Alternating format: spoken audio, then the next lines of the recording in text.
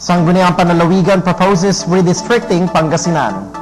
Dagupan City Mayor Fernandez to relocate Dagupan City Hall. And DILG Dagupan assures transparent and accountable turnover of documents.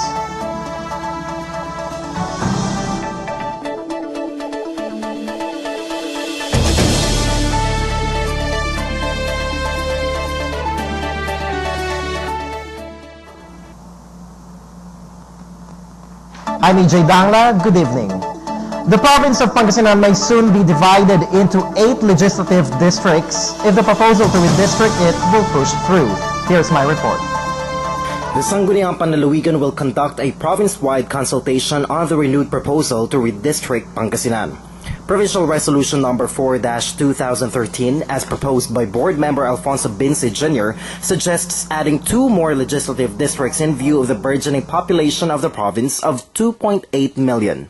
Furthermore, it states that the last reappointment of the province from 4 to 6 legislative districts was in the 1970s, although the law allows the reappointment within 3 years, provided that each legislative district would consist of at least 250,000 population.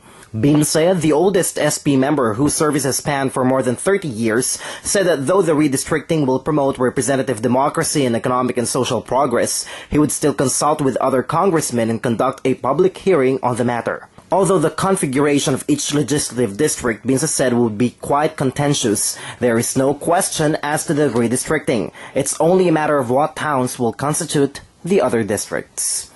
EJ Dangla, Pangasinan Watch. The new administration of Dagupan City is eyeing for the relocation of the City Hall. Mayan Garcia reports. Newly elected Mayor Fernandez is now planning to relocate the Dagupan City Hall. Fernandez already visited one site along the Venecia Expressway in Barangay Pantal with Engineer Virginia Rosario and City Planning and Development Officer Romeo Rosario, where the new City Hall is prospected to be built. According to Fernandez, the present City Hall is now dilapidated with its wooden floor and stairs and may collapse anytime soon. Meanwhile, the Dagupeños have different reactions on this issue.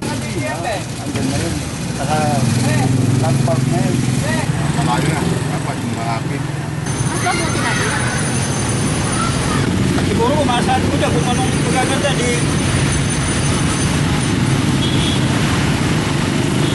siguro mangyayari. Mahirap naman siguro kumontra. This couple even remembers the tagline of Fernandez last election, which is pag-asa and pagbabago. Hindi pagbabago, pagsisisi. Ano to? Hindi daw pagbabago, pagsisisi daw. Mayan Garcia, Pangasinan Watch. Department of the Interior and Local Government, or DILG of Dagupan City, recently assured transparency on the turnover of documents to the new administration. Louis de la Vega reports.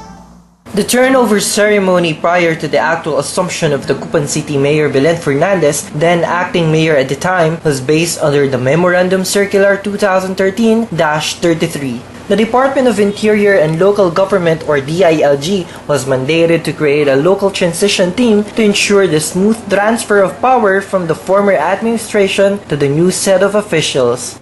Series of meetings have been conducted with the direction of the DILG City Director Roderick Dawis, who deliberated documents to be granted to the new administration.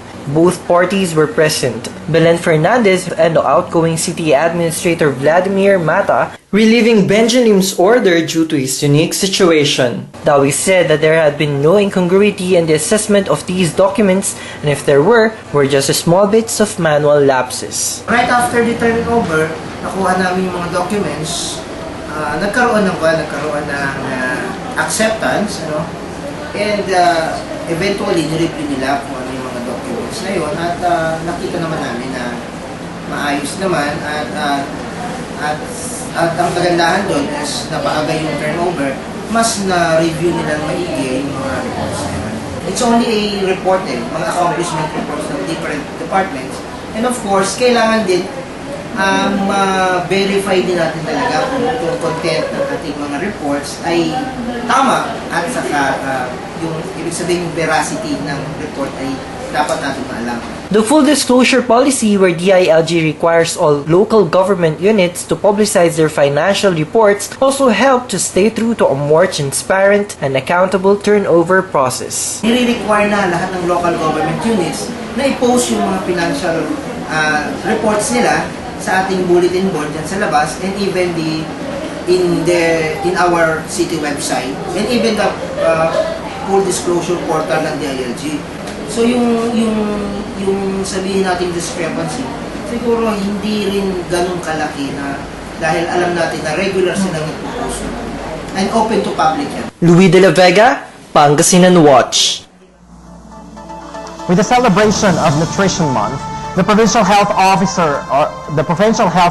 or PHO reminded parents to maintain a balanced diet for their kids. In an interview with Mila Gutierrez, nutritionist dietitian 2, she advised parents to always watch the nutrition content of the foods they are serving to their children.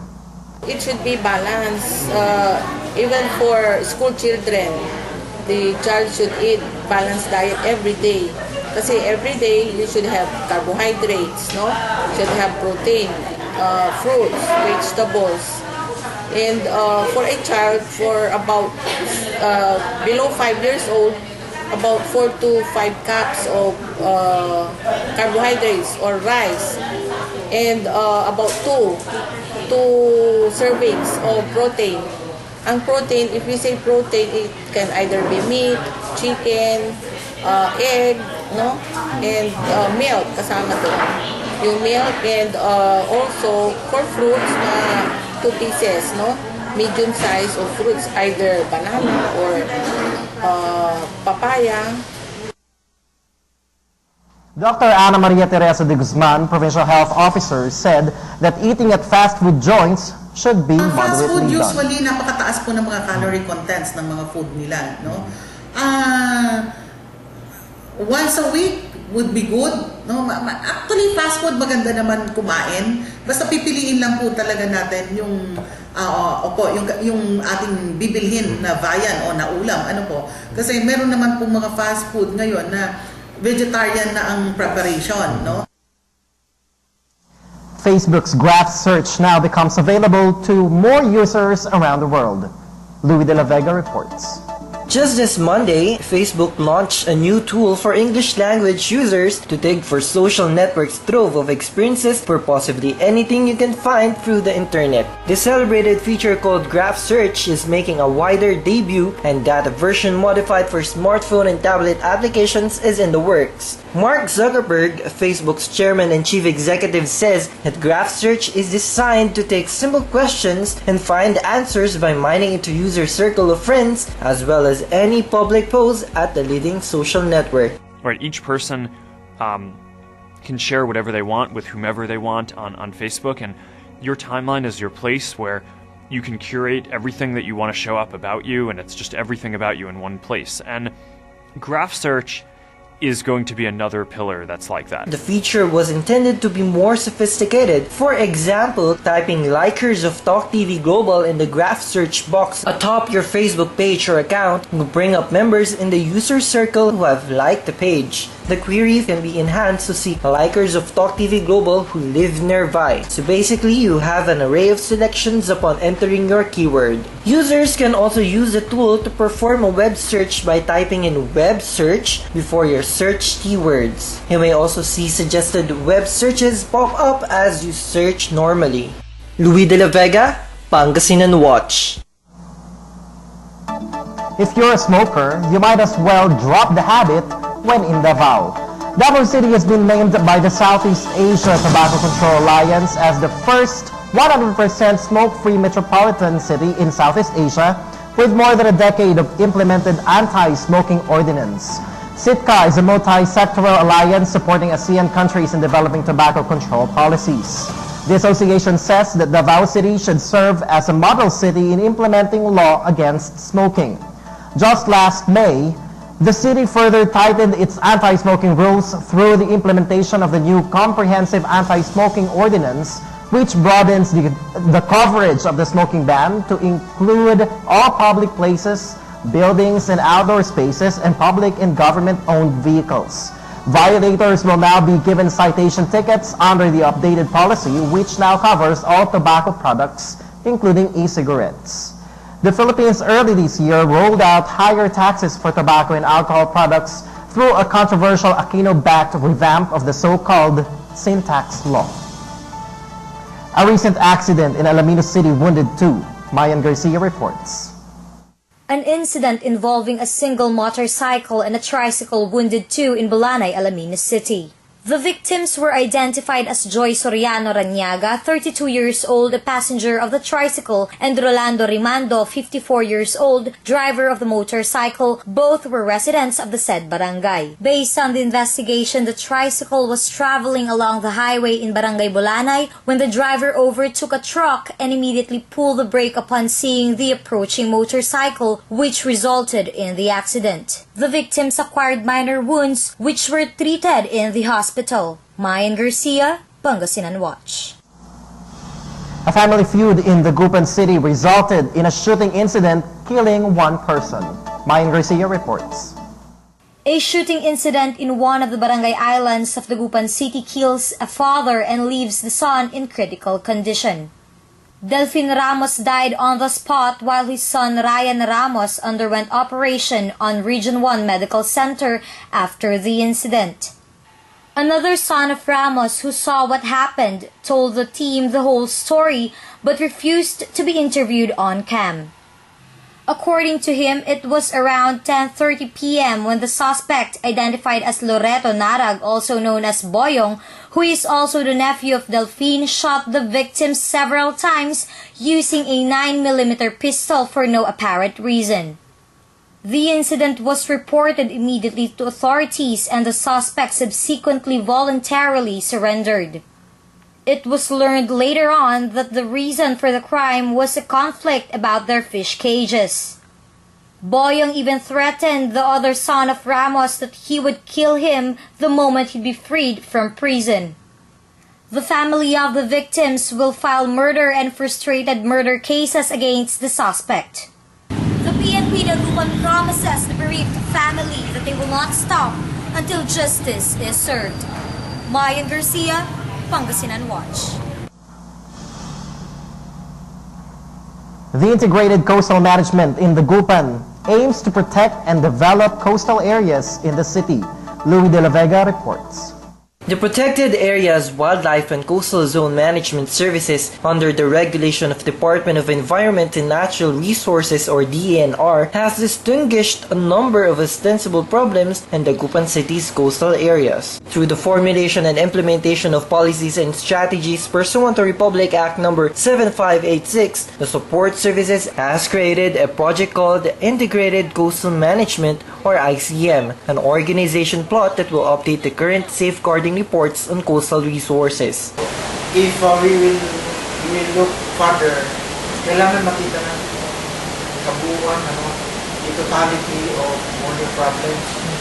And usually, what we do in the mountains will reflect on the reefs, the coral reefs. Kaya ang tawag namin dito is an encompassing management plan that will update yung ating current coastal resources management plan. And we call this ICM, short for Integrated Coastal Management. Also, in celebration of the National Arbor Day, a holiday observing a healthier ecosystem for the people through the rehabilitation and greening of the environment, PAWCZMS and other city government agencies, including government-owned and controlled corporations and civil society groups, have participated in the mangrove tree planting activity that took place at the Dagupan River. We plant mangroves. And what is the purpose of planting bakawan? Bakawan serves as our mangrove areas, and they become dwelling place. Ito yung habitat o sanctuaries of small fishes.